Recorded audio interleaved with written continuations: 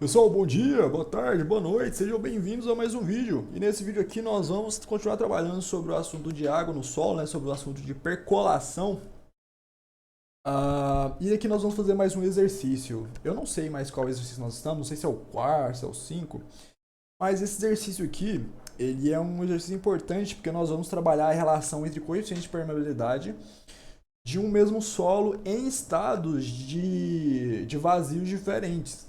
Então, por exemplo, lá no nosso primeiro vídeo, que nós começamos a mexer com essa parte de solos, eu falei o seguinte, olha pessoal, se nós temos um solo que tem um índice de vazio muito grande, significa o quê? Que nós temos um espaço grande para a água passar pelo nosso solo.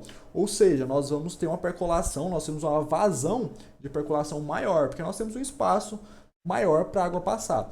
Agora, se nós tivermos um solo, o mesmo solo, super compactado, a gente vai lá, compacta ele muito bem, ele elimina boa parte do nosso índice de vazio do nosso solo compactando, significa o quê? Que nós vamos ter ali a nossa taxa, nosso coeficiente de vazios muito pequeno, vai ter pouco espaço para a água passar dentro do nosso solo. Então nós vamos ter uma vazão menor nesse solo. Então, em outras palavras, nós temos o seguinte: quando nós temos um solo com a quando nós temos um solo com o nosso índice de vazio grande, nós temos um grande volume de vazios e, por consequência, nós temos um grande volume de passagem d'água e, por consequência, uma vazão grande de percolação. E o oposto, quando nós temos ali o nosso coeficiente de vazios pequeno, nós temos um pouco volume de vazios no nosso solo, que por sequência passa pouca água e por consequência tem uma vazão pequena de passagem do nosso solo. Ok, nós temos essa informação. E como que o coeficiente de percolação desse solo se relaciona, né? Lá na nossa aula de teoria, nós brincamos com esse coeficiente. Nós descobrimos o seguinte, que o coeficiente do nosso solo 1 e o nosso coeficiente de percolação do nosso solo 2, eles têm a seguinte relação.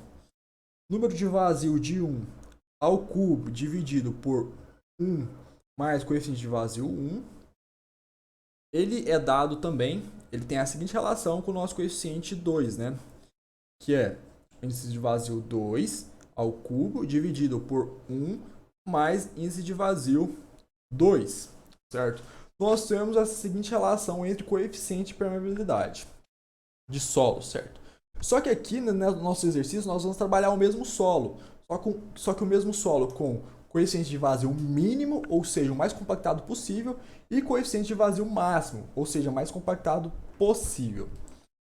Então, o que eu vou fazer aqui? Eu já vou ler o nosso exercício e eu vou fazer o seguinte. O nosso solo 1 vai ser o nosso solo com coeficiente de vazio máximo, tá? Tratar ele como nosso coeficiente de vazio máximo. Então, todo lugar de 1 aqui nós temos o nosso máximo.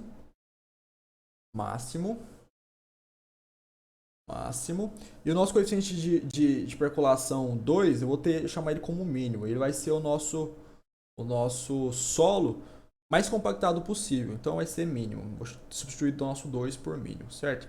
Então aqui nós temos a relação entre coeficiente de percolação de um solo com máximo índice de vazio e mínimo índice de vazio. Vamos então ler aqui o nosso exercício. O exercício diz o seguinte: uma areia bem graduada de solos angulares tem um índice de vazio máximo de 0,83. Então o nosso E máximo é de 0,83, pessoal.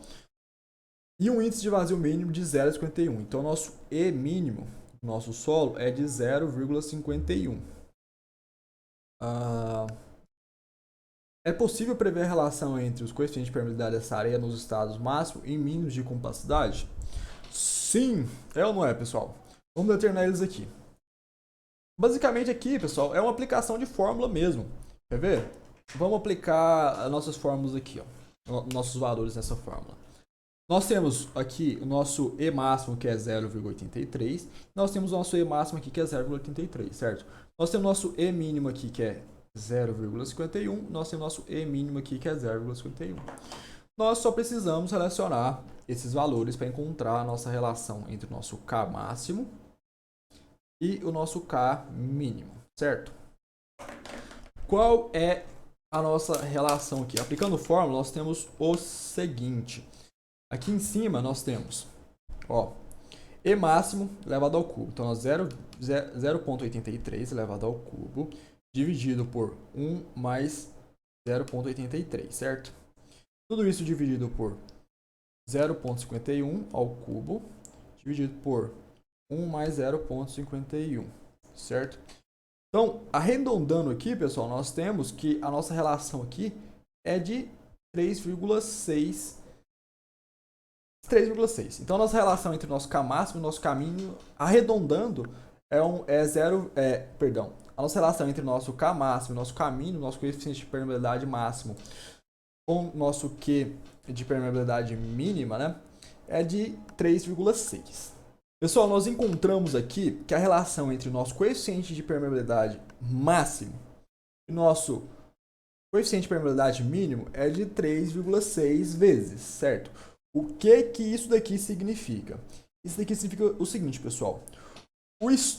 O solo, no seu estado mais fofo, ele é 3,6 vezes mais fofo que o solo no seu estado no seu estado mais compacto. Então, o que esse índice revela para nós, o que essa relação revela para nós é basicamente isso.